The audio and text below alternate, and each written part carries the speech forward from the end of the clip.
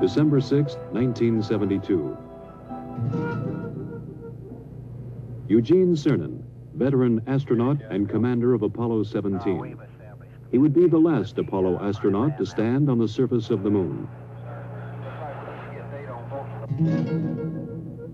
Dr. Harrison Schmitt, better known as Jack. He would be the first geologist to set foot on an alien world.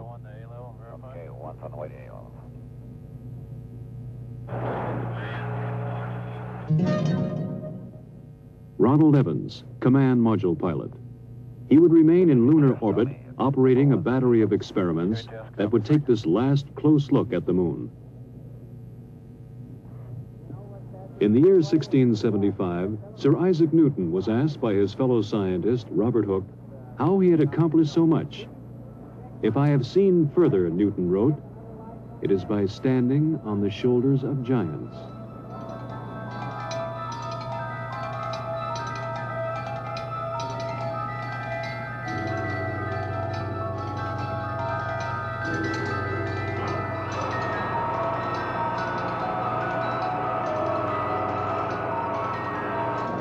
First-stage propellant tanks have been pressurized. The engines will build up to a thrust of 7.6 million pounds. T-minus 30 seconds. We have a cutoff. We have a cutoff at T-minus 30 seconds. This cutoff was automatic, done by the sequencer. One command, pressurized the S-4B stage, was not given. And despite the fact that it was going to be done manually, the sequencer, in effect, said, I didn't tell you to do it, and therefore you can't be doing it. So at 30 seconds, it very properly stopped the operation. Most of the work was being done right off the firing room in the Launch Control Center at Kennedy. However, there was a great deal of support from the Marshall Space Flight Center, who had a comparable operational group working there with their contractors. So we concluded that we were safe, and we gave the word to jump route to one signal and proceed, which we did.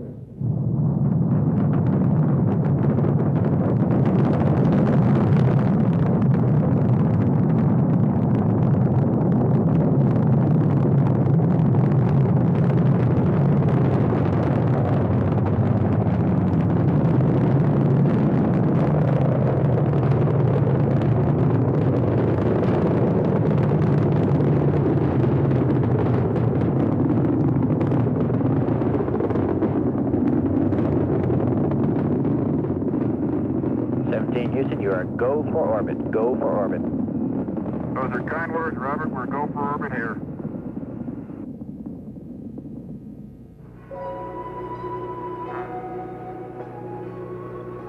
After checking out the spacecraft in Earth orbit, they burned out of orbit and headed toward the moon. Houston, we're right in the middle of a snowstorm. Ron Evans, at the controls of the Command Module America, moved in to dock with the lunar module Challenger.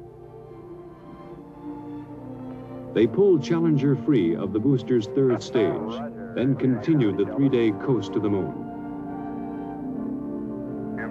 GNS, ATM, ECHO. Even as Cernan, Evans, and Schmitt headed toward the moon, directly below the Apollo 17 control room, Flight Director Don Putty ran his crew through a launch simulation for the first Skylab.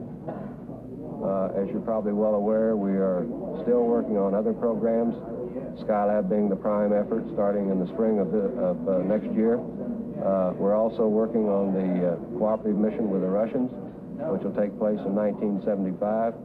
And of course, we've got quite a few of the flight control team as well as other center elements involved in the work on the shuttle. So it's the start of a new era, I hope.